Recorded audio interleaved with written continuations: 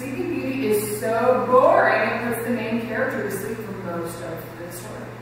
And I'm like, why is she so passive? How can I like her? And I'm like, I have to do something to make her more of an active character. Like, I want her rescuing the prince. How can I make that happen? How can I explain why she's passive?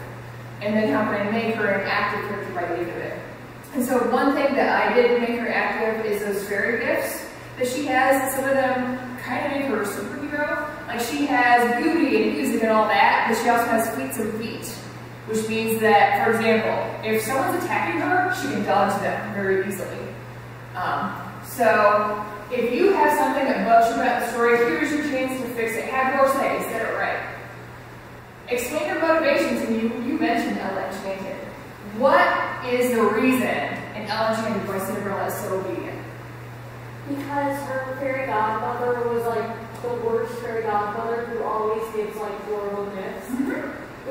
She kept crying and she wouldn't stop. So her fairy godmother gave her the gift that she would always do what she was told. Yes.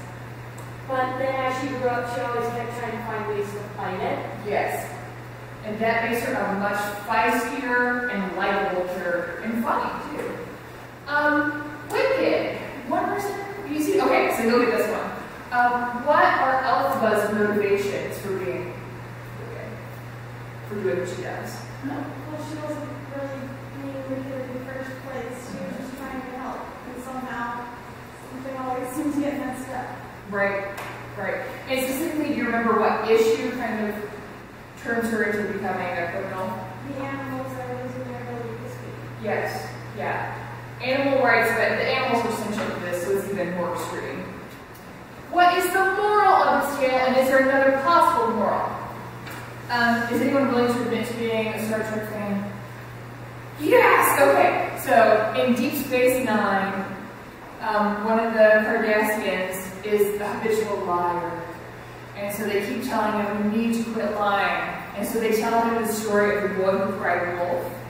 And they say, now, you understand what the moral of the story is, don't you? And he's like, oh, what's the moral of the story? Like, it means that you should not lie. He says, that's not the moral I got at all. Well, what moral did you get? That you should never tell the same lie twice. And so, if there is some other lesson that you would like to teach that can change it some. So these two questions are going to be your best friends. Why? Why is the character doing this? Why is that silver enchanted? Why is it necessary that the fairy uses a spindle as an instrument of destruction? And then what if? So for Waking Beauty, my question was, what if Sleeping Beauty refused to wake up?